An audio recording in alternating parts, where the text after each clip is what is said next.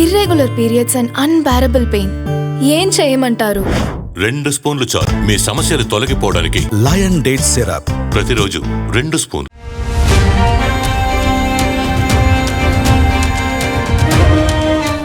జెమిలీ ఎన్నికలు ఇప్పుడిదే trending topic. ఇది అందరికీ సంబంధించిన అంశం. మీకు, నాకు, ఇండియాలోని ప్రతి పౌరుడికి సంబంధించిన విషయం. ఓవైపు ప్రతిపక్షాలు ఎన్నో అభ్యంతరాలు వ్యక్తం చేస్తున్నా ఎన్డీఏ ప్రభుత్వం మాత్రం జెమిలీ ఎన్నికల అమలు దిశగా వేగంగా అడుగులు వేస్తోంది. దేశవ్యాప్తంగా ఒకేసారి ఎన్నికలు నిర్వహించడం అన్నది అంత ఆషామాషీ వ్యవహారం కాదు. రాజ్యాంగ సవరణల నుంచి రాష్ట్రాల ఆమోదం వరకు ఎన్నో అడ్డంకులను దాటితే మినహా ఇది సాధ్యపడదు. దేశవ్యాప్తంగా ఒకేసారి ఎన్నికలు నిర్వహించడమే ఈ బిల్లు ప్రధాన ఉద్దేశం. లోక్సభ ఎన్నికలతో పాటే వివిధ రాష్ట్రాల అసెంబ్లీలకు ఒకేసారి ఎన్నికలు నిర్వహించాలని కేంద్రం ఈ బిల్లును తీసుకొచ్చింది. భారత మాజీ రాష్ట్రపతి రామ్నాథ్ కోవింద్ నేతృత్వంలో ప్రభుత్వం నియమించిన కమిటీ ఈ బిల్లుకు సంబంధించిన పలు సిఫార్సులు చేసింది. ఇక తాజాగా ఈ బిల్లును కేంద్ర మంత్రివర్గం ఆమోదించింది. ఇంతవరకు ప్రభుత్వం అనుకున్నట్లే జరిగింది. అయితే అసలు సినిమా బిల్లు పార్లమెంట్ ఆమోదం పొందడంలోనే ఉంది.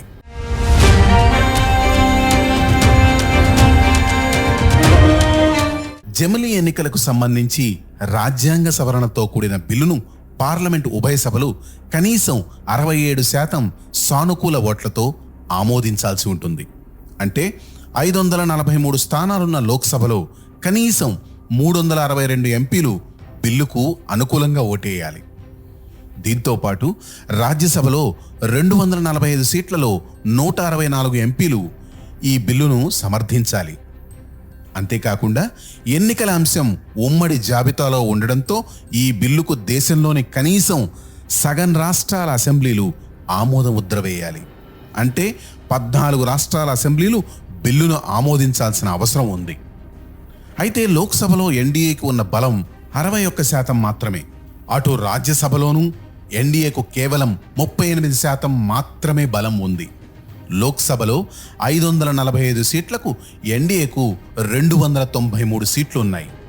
అటు రాజ్యసభలోని 245 సీట్లలో ఎన్డీఏకు 121, ప్రతిపక్ష పార్టీలకు 85 ఉన్నాయి. ఇక కాంగ్రెస్ సహా ఇతర విపక్ష పార్టీలు, ప్రాంతీయ పార్టీలు జెమిలీ ఎన్నికల పట్ల విముఖత చూపించే ఛాన్స్ చాలానే ఉంది. ఎందుకంటే ఒకేసారి లోక్సభకు, శాసనసభకు ఎన్నిక జరిగితే ప్రజలు ఏదో ఒక పార్టీకి లేదా కూటమికే పట్టం కట్టే అవకాశాలు ఉంటాయన్నది ప్రాంతీయ పార్టీల ఆలోచన. ఇది వారికి కీడు చేస్తుంది. అటు ఈ బిల్ పాస్ అవ్వాలంటే రాజ్యాంగ సవరణలు కూడా ఎక్కువగా చేయాల్సి వస్తుంది.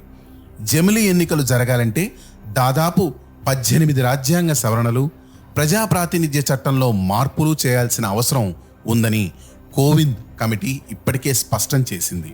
ముఖ్యంగా రాజ్యాంగంలోని article 356, article 324, article 83/2, article 172/1, article 83కు సంబంధించిన పలు సవరణలు అవసరమని రాజకీయ విశ్లేషకులు చెబుతున్నారు.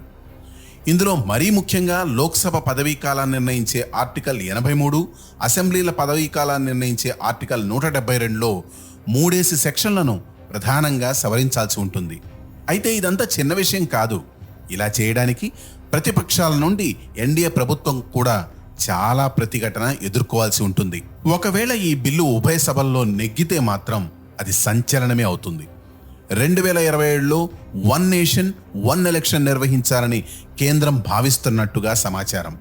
గతేడాది అంటే 2023లో 10 రాష్ట్రాల్లో కొత్త ప్రభుత్వాలు ఏర్పడ్డాయి. అంటే ఈ 10 రాష్ట్రాలకు 2028లో మళ్లీ ఎన్నికలు నిర్వహించాలి. అయితే 2027లో ఎన్నికలు జరగాలంటే ఈ కొత్త ప్రభుత్వాలు దాదాపు 1 సంవత్సరం లేదా అంతకంటే తక్కువ కాలం అధికారంలో ఉండాల్సి ఉంటుంది. హిమాచల్ ప్రదేశ్, మేఘాలయ, నాగాలాండ్, త్రిపుర, కర్ణాటక, తెలంగాణ, మిజోరాం, మధ్యప్రదేశ్, ఛత్తీస్గఢ్, రాజస్థాన్ రాష్ట్రాల్లోని ప్రభుత్వాలు తమ పదవీ కాలాన్ని 1 ఏడాది ముందుగానే కోల్పోయే పరిస్థితులు ఉంటాయి. అటు పశ్చిమ బెంగాల్, తమిళనాడు, అస్సాం, కేరళకు 2026లో ఎన్నికలు జరగాల్సి ఉంది. ఒకవేళ జమిలీ ఎన్నికలకు లైన్ క్లియర్ అయితే 2027లోనే ఎన్నికలు నిర్వహించాలని భావిస్తే ఈ రాష్ట్రాల పదవీ కాలం 1 ఏడాది పొడిగిస్తారా అనే సందేహాలు వ్యక్తమవుతున్నాయి.